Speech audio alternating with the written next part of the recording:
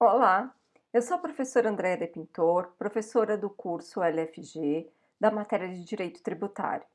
E hoje eu estou aqui para passar algumas dicas sobre aqueles assuntos que fazem parte do top list, da lista VIP, para você que vai fazer a segunda fase em Direito Tributário lá na OAB. Então vamos lá, sem mais delongas, sem mais demoras, vamos lá conhecer quais são esses temas. O primeiro tema que eu separei para tratar aqui com vocês é o tema constitucional que fala sobre princípios. A OAB gosta muito de falar sobre princípios. Então, princípio da legalidade tributária. Você deve estar falando assim, mas André, eu vou fazer direito tributário, segunda fase. Você acredita que o examinador vai perguntar sobre princípios, princípios da legalidade, da anterioridade? Pergunta. Só que ele pergunta de forma elaborada. Então vamos conhecer, né, a regra, que eu tenho certeza que você sabe, mas as exceções e depois verificarmos como tudo isso pode ser perguntado através de uma questão. Então, a legalidade tributária está lá no artigo 150, inciso 1 da Constituição, que diz que é vedado a lei exigir ou aumentar tributos sem lei que o estabeleça. Depois nós vamos combinar esse artigo da Constituição que traz para nós a legalidade tributária com um artigo do Código Tributário Nacional. O artigo 97 do CTN vem complementar, vem explicitar quais são as matérias em direito tributário que somente a lei poderá tratar. Então, além da instituição, além do aumento de tributo, quais são as outras matérias que somente a lei poderá tratar? Lembre-se que aqui, agora você não está mais na primeira fase, que você tem que lembrar, memorizar tudo isso na cabeça. Basta você abrir lá o Código Tributário no artigo 97. E o artigo 97 diz lá para nós: se é preciso de lei para instituir, eu também preciso de lei para o caminho contrário, para extinguir um tributo. Se eu preciso de lei para majorar, para aumentar um tributo, eu também preciso de lei para o caminho contrário, para reduzir um tributo. Eu preciso de lei também para definir o fato gerador desta obrigação tributária, o fato gerador desse tributo. O que faz nascer a obrigação tributária é o fato gerador. Onde que eu encontro esse fato gerador? Na lei. Somente a lei pode definir. Além disso, também cabe à lei, e somente a lei pode fazer isso, definir o aspecto quantitativo, os elementos quantitativos do tributo, a alíquota e a base de cálculo. Então, onde que eu encontro a alíquota e a base de cálculo para poder calcular o valor do tributo? Na lei. Além disso, com relação à parte tributária, se o meu cliente tiver uma dúvida, se ele cometeu ou não uma infração, onde que eu encontro? Lá no direito penal, nós já ouvimos que não há crime se não tiver uma lei definindo. No direito tributário é a mesma coisa. Cabe à lei definir o que é infração tributária e cabe à lei cominar penalidades. Então, as penalidades estão previstas também na lei. E para finalizar, o artigo 97 vai dispor também sobre as famosas hipóteses de exclusão, que são a isenção e a anistia, as hipóteses de suspensão, previstas lá no artigo 151 do Código Tributário, que impedem a exigibilidade do crédito tributário, e as hipóteses de extinção do crédito tributário, previstas lá no artigo 156 do nosso Código, certo? Então, falou de princípio da legalidade, a Constituição prevê o princípio no artigo 150, inciso 1, e eu vou complementar. O artigo 97 vem explicitar, vem detalhar exatamente quais são essas matérias que somente, veja só, o que o caput do artigo 97 diz? Somente a lei poderá tratar sobre cada uma dessas matérias detalhadas, explicitadas no artigo 97, ok? Muito bem. Depois, em seguida, nós avançamos para um outro princípio que eu venho destacar aqui para você, que faz parte da lista VIP, do top list para você que vai fazer a segunda fase do exame 36 da OAB, que é o princípio da anterioridade tributária. A anterioridade tributária, ela prevê duas regras. A primeira regra prevista na letra B, que ela é chamada comumente de anterioridade anual, ou anterioridade do exercício seguinte, e a regra prevista na letra C, que é chamada comumente de noventena ou anterioridade nonagesimal. Vamos relembrar cada uma delas. A primeira que você está visualizando aí é a anterioridade anual ou anterioridade do exercício seguinte. Diz a Constituição que, em proteção à segurança jurídica do contribuinte, toda vez que nós tivermos um aumento de um tributo, seja através da majoração de um tributo que já existe ou através da instituição de um novo tributo, este novo aumento, este tributo que foi instituído, ele não poderá ser cobrado dentro do mesmo exercício financeiro em que foi publicada a lei que majorou ou que instituiu esse tributo. Deverá se aguardar o próximo exercício financeiro. Então, se a lei foi publicada no exercício de 2022, majorando um tributo, deve-se aguardar o próximo exercício financeiro para cobrar este aumento, ou seja, o exercício de 2023. Mas, Andréia, e se a lei que está majorando esse tributo, ela for publicada no dia 31 de dezembro? 1º de janeiro já é próximo exercício financeiro. Estaria o ente autorizado a cobrar já este aumento? Aí entra em cena a regra da anterioridade nonagesimal ou noventena, como você preferir chamar. Diz lá a Constituição Federal que toda vez que nós tivermos um aumento de carga tributária, o ente não poderá exigir este aumento antes de transcorrido o prazo mínimo de 90 dias. Então, é uma trava de segurança.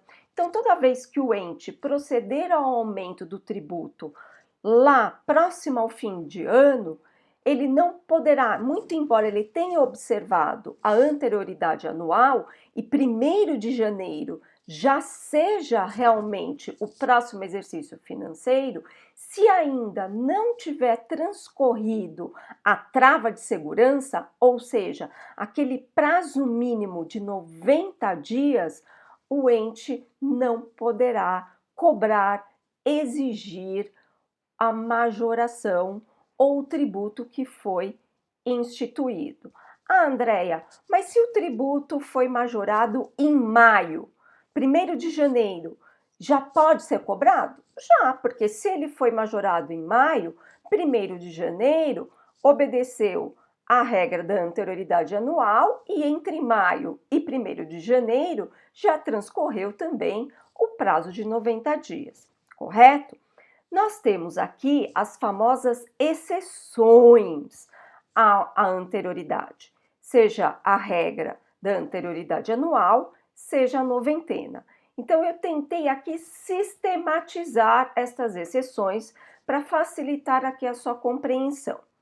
Neste primeiro quadro, nessa primeira tela, você está visualizando aquelas exceções que a Constituição disse o seguinte: para estes tributos que estão dentro desta seta, quais são eles? Imposto de importação, imposto de exportação, IOF, que é o Imposto sobre Operações Financeiras, e o IEG, que é o Imposto Extraordinário de Guerra, ainda o empréstimo compulsório, apenas o empréstimo compulsório instituído em razão de guerra ou empréstimo compulsório instituído em razão de calamidade pública, então, nestes casos, se ocorrer um aumento destes tributos ou a instituição do IEG ou a instituição do empréstimo compulsório guerra ou empréstimo compulsório calamidade pública, a partir de quando a União,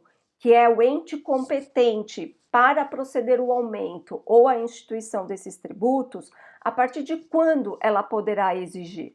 De imediato, porque segundo a Constituição Federal, estes tributos que você está visualizando não obedecem nem à regra da anterioridade anual e também não obedecem à regra da anterioridade nonagesimal. Então, poderão ser cobrados de imediato. Agora, nesta segunda tela, você está encontrando outros tributos. Quais são esses tributos que estão agora dentro desta tela, dentro desta seta? O IPI, que é o Imposto sobre Produtos Industrializados, a CID, que não é qualquer CID, é a CID Combustíveis. O que significa CID? Contribuição de intervenção no domínio econômico. E a CID cobrada daqueles que comercializam e importam combustíveis. Mais um, o ICMS, que não é qualquer ICMS, é o ICMS também cobrado daqueles que comercializam combustíveis e é o ICMS combustível de incidência monofásica.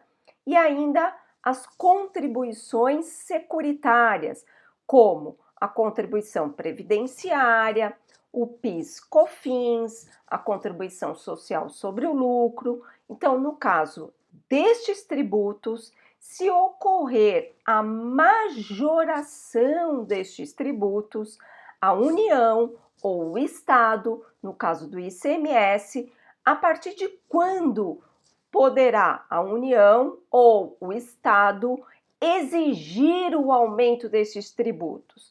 Após transcorrido o prazo de 90 dias.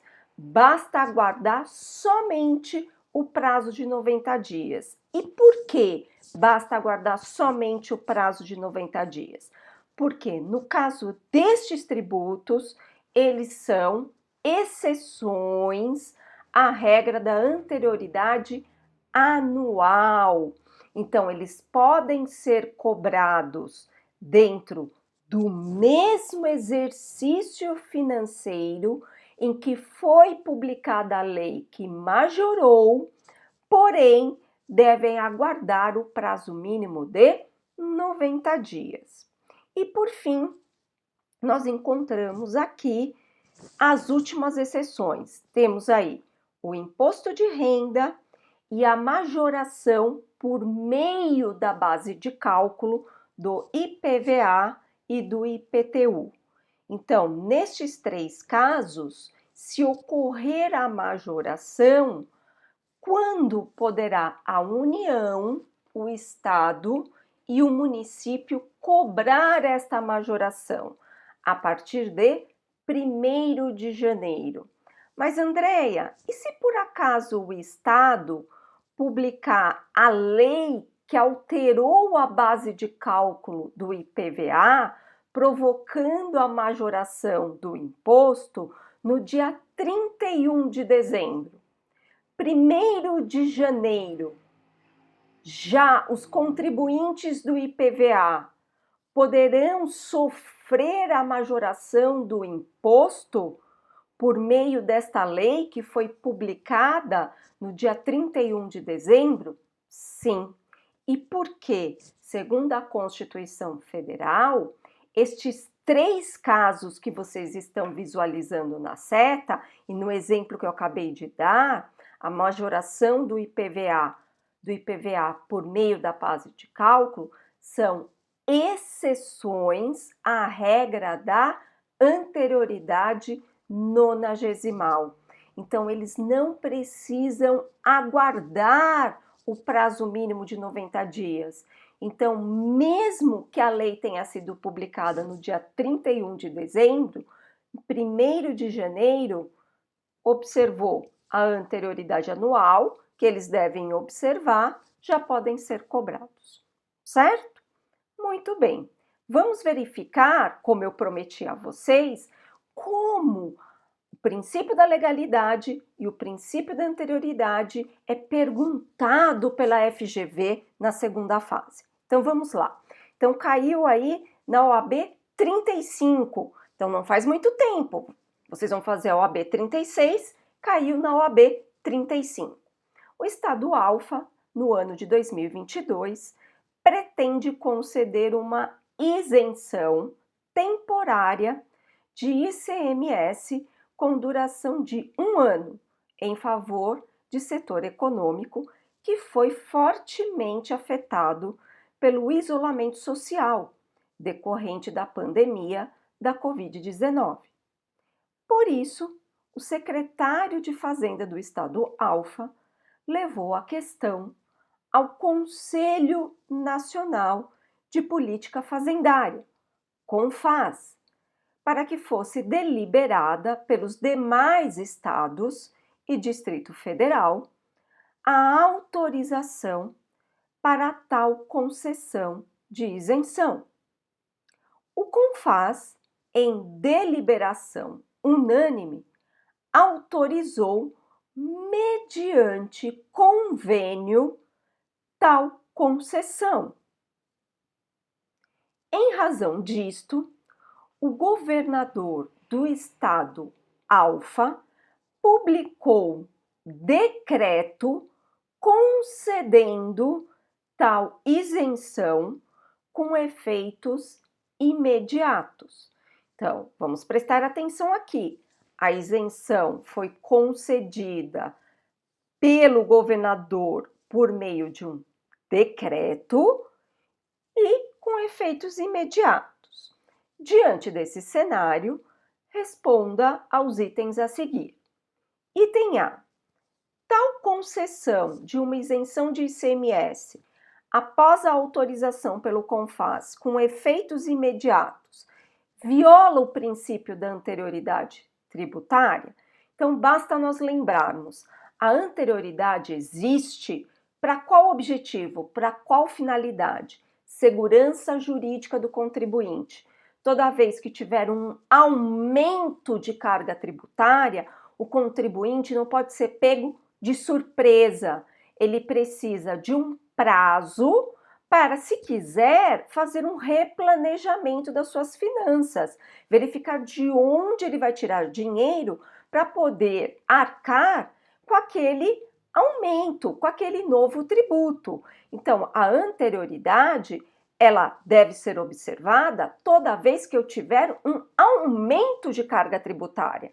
Quando que eu tenho um aumento de carga tributária? Quando eu tiver a majoração de um tributo que já foi instituído ou quando eu tiver a instituição de um tributo. O caso em questão, eu estou falando de majoração de tributo? Não, eu estou falando de concessão de isenção. Então, está violando aqui o princípio da anterioridade com a autorização de efeitos imediatos? Não. Então, no caso em questão, não há que se falar na observância do princípio da anterioridade. O princípio da anterioridade deve ser observado apenas quando se tratar de majoração de carga tributária, ou seja, quando eu tiver majoração de tributo ou instituição de tributo. Basta abrir a Constituição lá no artigo 150, inciso 3, letras B e C, e vai estar escrito lá, ok? Então, tá lá. Não, a concessão de isenção não se submete ao princípio da anterioridade, exigível apenas quando se deseja cobrar tributos, instituindo ou majorando. E tá lá a fundamentação. Próxima pergunta, item B. Tal concessão de isenção de ICMS após a autorização pelo CONFAS, por meio do decreto do governador, viola o princípio da legalidade tributária? Nós estudamos lá, relembramos o artigo 97 do Código Tributário, que vem explicitar, detalhar quais são as matérias que somente a lei pode tratar. Ele disse lá no último inciso, né? Somente a lei pode dispor sobre as hipóteses de exclusão. E depois, quando eu vou lá no Código Tributário, onde vai falar sobre a isenção, que é uma hipótese de exclusão, vai estar disposto lá, artigo 176. A isenção, que é uma hipótese de exclusão, ainda quando prevista em contrato, é sempre decorrente de lei. Então, eu não posso ter, né, o decreto do governador, que é um ato emanado lá do chefe do executivo, concedendo a isenção. Então, volta para a pergunta, né? O decreto concedendo a isenção viola o princípio da legalidade? Viola, porque a isenção só pode ser concedida por intermédio da lei. Então, sim, viola, porque as isenções somente podem ser concedidas por intermédio da lei. E aí você pode fundamentar no artigo 176, conforme acabamos de ler, ou pode usar o artigo 97, que eu mostrei para vocês no início da minha revisão com você que está me assistindo. Tudo bem?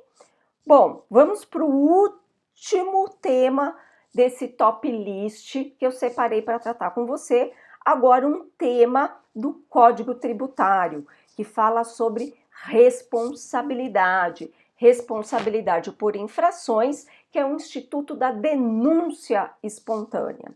A denúncia espontânea está prevista lá no CTN, no nosso Código Tributário, no artigo 138.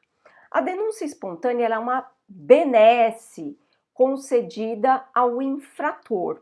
Então, a denúncia espontânea, ela vem afastar a aplicação da penalidade. Então, lembre-se, a denúncia espontânea é uma benesse e ela vem afastar a aplicação da penalidade. Que tipo de penalidade?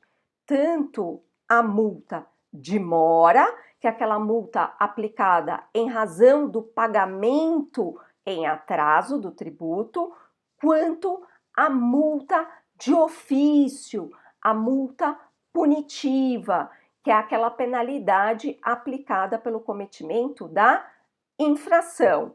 E o restante, todo o restante deve ser pago.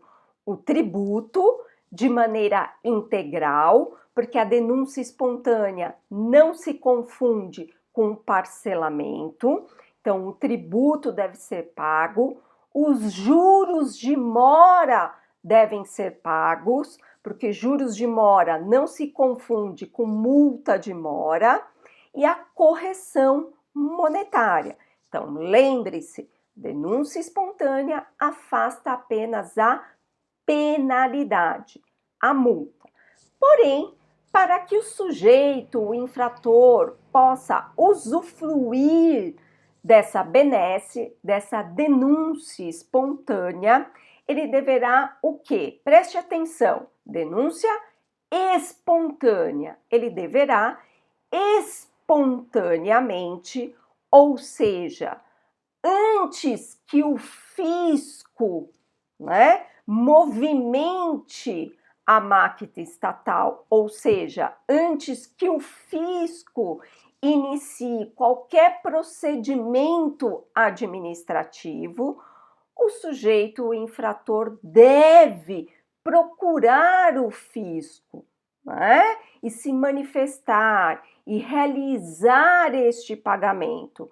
Se o infrator resolver procurar o fisco e confessar, né, apenas após ele receber qualquer tipo de notificação, aí não é mais espontâneo, né? Porque o fisco ele já teve que movimentar a máquina estatal, dispor de recurso público para poder te fiscalizar. Então, para que ele possa usufruir da denúncia espontânea, né, esta espontaneidade, esta confissão deve ocorrer antes que o fisco inicie qualquer procedimento de fiscalização, certo? Vamos ver a súmula, vamos destaque dessa súmula, súmula 360 do STJ. A benesse da denúncia espontânea não se aplica aos tributos sujeitos ao lançamento por homologação, que é aquela modalidade de lançamento que o sujeito passivo, né, deve antecipar o pagamento, né, quando, né, o sujeito fizer a declaração regularmente, né, realizar a declaração, entregar a declaração e realizar o pagamento fora do prazo. Então, tributo sujeito ao lançamento por homologação, que for regularmente declarado e pago a destempo, pago fora do prazo, não poderá usufruir da denúncia espontânea. Vamos ver, que eu acho que é o mais importante, como tudo isso que nós falamos, relembramos da denúncia espontânea, como que isso já caiu no exame de segunda fase. Exame 29. João dos Santos, em abril de 2016, declarou, então, efetuou a declaração à Receita Federal do Brasil os rendimentos que auferiu no exercício financeiro anterior, reconhecendo o débito tributário do Imposto sobre a Renda, o IR. Apesar da declaração ter sido regular, o contribuinte não pagou o imposto sobre a renda devido. No mês seguinte, ao vencimento do tributo, antes do início de qualquer procedimento administrativo ou medida de fiscalização, João emite a respectiva guia e faz o recolhimento do tributo ao fisco. Diante de tal quadro, responda aos itens a seguir. Item A. Em qual momento o crédito tributário foi constituído definitivamente? Aqui o crédito foi constituído definitivamente com a entrega da declaração ou com o vencimento do tributo, o que ocorrer por último. Nós temos aí a súmula 436 do STJ dizendo isso. A entrega da declaração pelo contribuinte reconhecendo o débito constitui o crédito tributário, dispensada qualquer outra providência por parte do fisco. A OAB colocou lá, o crédito tributário foi constituído com a entrega da declaração, reconhecendo o débito ou com o vencimento do tributo, o que ocorrer por último, nos termos aí da súmula 436 do STJ. Agora, vem segunda pergunta.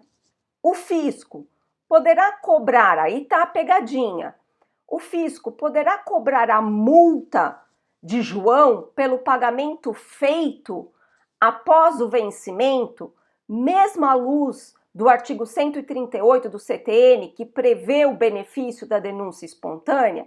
Veja que ele colocou a pegadinha, porque ele colocou aqui para você que no mês seguinte ao vencimento, antes do início de qualquer procedimento administrativo ou medida de fiscalização. Mas note que ele colocou aqui que o imposto de renda, que é um tributo sujeito ao lançamento por homologação, o que ele fez? Ele entregou a declaração e colocou aqui, apesar da declaração ter sido regular, e aí a gente tem a súmula.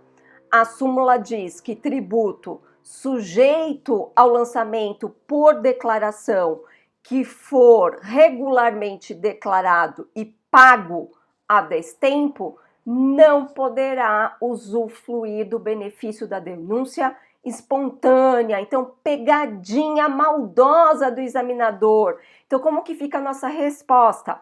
Diz lá a pergunta: o fisco poderá cobrar multa? Sim, poderá cobrar a multa. O benefício da denúncia espontânea não se aplica aos tributos. Ele vai parafrasear a súmula, né?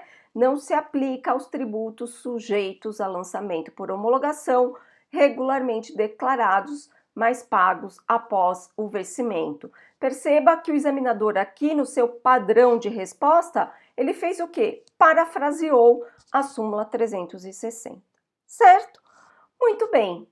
Então, com isso, eu encerro aqui o top list dessa maratona OAB tributário para a segunda fase, desejando muita sorte para você que vai fazer tributário na segunda fase.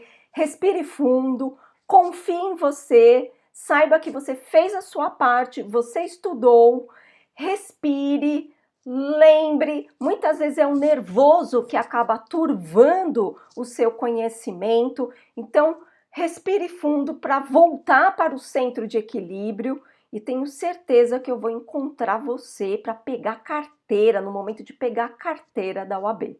Boa sorte e boa prova. Eu confio em você.